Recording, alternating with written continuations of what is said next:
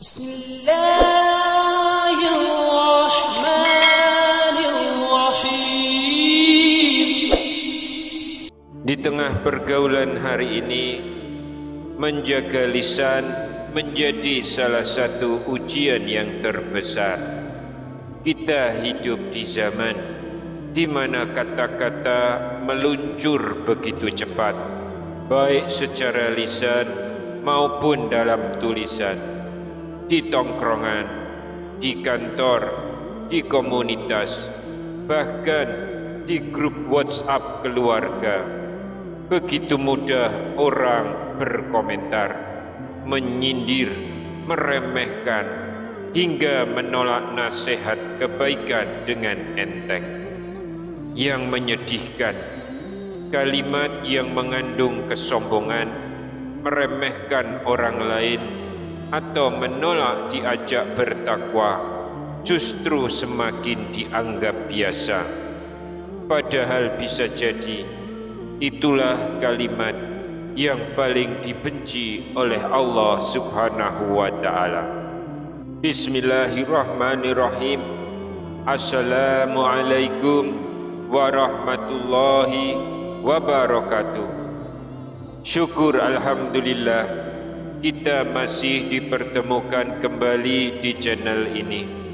Salawat dan salam selalu dan tetap tercurahkan kepada junjungan kita Nabi besar Muhammad sallallahu alaihi wasallam. Allahumma sholli ala sayyidina Muhammad wa ala ali sayyidina Muhammad. Harapan dan doa saya, semoga sahabatku semuanya selalu diberikan kesehatan, dilapangkan rezekinya, diampuni dosa-dosanya, dan selalu dipanjangkan umurnya. Dan sempatkanlah menuliskan sholawat di kolom komentar. Insya Allah akan menjadi bukti cinta kita kepada Rasulullah Muhammad sallallahu alaihi wasallam. Semoga kita semua mendapatkan syafaat beliau di akhirat kelak. Amin ya rabbal alamin. Sahabat beriman yang dirahmati Allah, realita ini tidak bisa kita anggap sepele. Banyak di antara kita yang merasa sudah cukup beribadah, lalu enggan untuk dinasihati. Sebagian merasa sudah tua, lalu menutup diri dari ajakan baik dengan dalih, saya sudah tahu, saya lebih berpengalaman. Namun, tahukah kita bahwa Allah Subhanahu wa ta'ala murka terhadap satu jenis kalimat yang mungkin kita ucapkan tanpa sadar, namun itu mencerminkan kesombongan dan penolakan terhadap nasihat kebenaran. Bahkan Rasulullah sallallahu alaihi wasallam menyebut kalimat ini sebagai kalimat yang paling dibenci oleh Allah. Namun sebelum kita lanjutkan, silakan tekan tombol like, subscribe, dan tuliskan doa serta hajat terbaik kalian di kolom komentar. Semoga Allah mengabulkan doa kalian melalui keberkahan dari konten ini. Dan pastikan Anda menonton sampai akhir agar tidak salah paham dan bisa mengamalkannya dengan benar. Sahabat yang beriman, Rasulullah sallallahu alaihi wasallam bersabda dalam hadis sahih, kalimat yang paling dibenci Allah adalah ketika seseorang berkata kepada saudaranya, bertakwalah kepada Allah, lalu saudaranya menjawab, urus saja dirimu sendiri. Hadis riwayat Baihaqi dalam Syu'abul Iman An-Nasa'i dalam Al-Ya'um wa Al-Lailah, dan disahihkan oleh Syekh Al-Albani dalam Al-Silsilah As-Sahihah.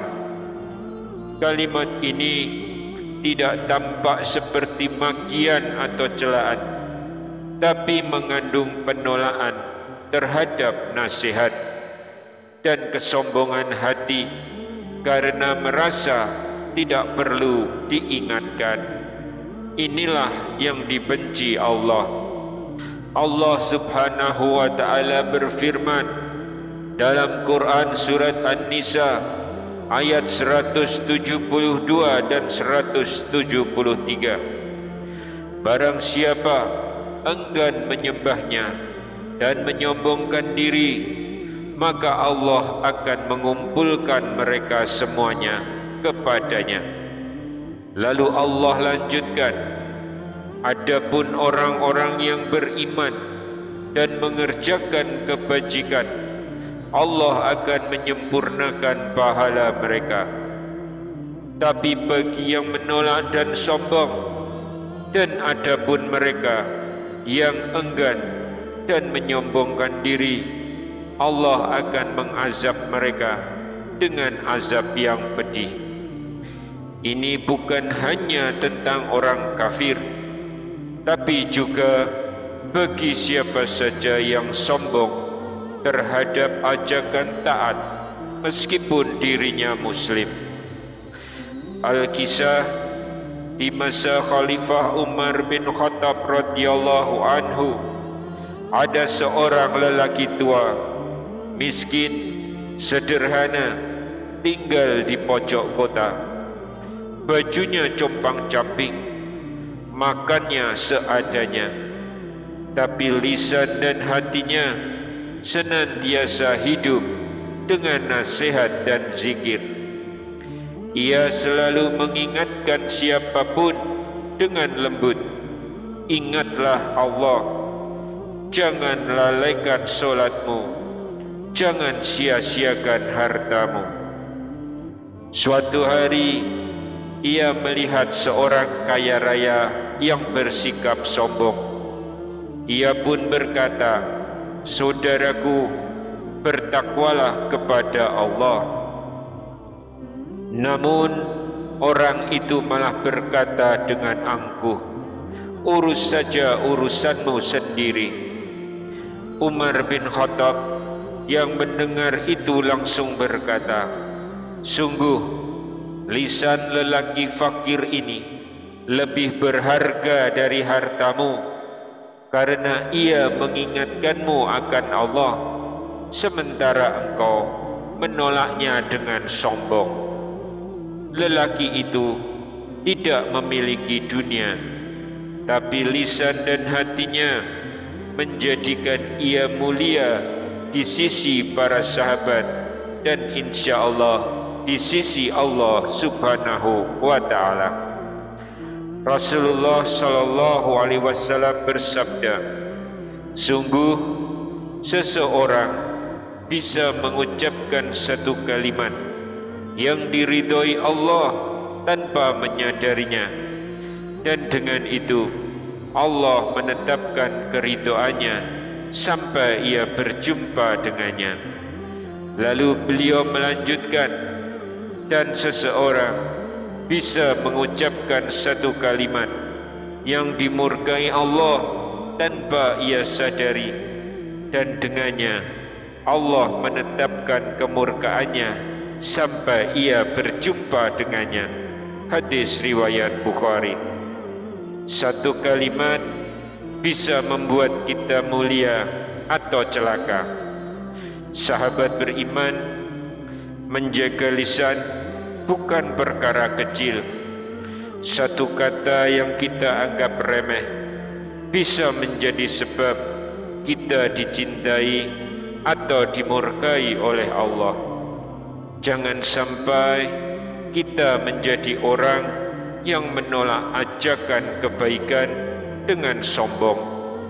Jika tidak mampu melaksanakannya, cukup diam atau katakan, doakan saya semoga Allah kuatkan. Jaga lisan kita, rawat hati kita, sambut setiap nasihat dengan kerendahan hati, karena siapa tahu satu kalimat itu adalah jalan keselamatan kita di akhirat. Wallahu a'lam bishawab. Wassalamualaikum warahmatullahi wabarakatuh.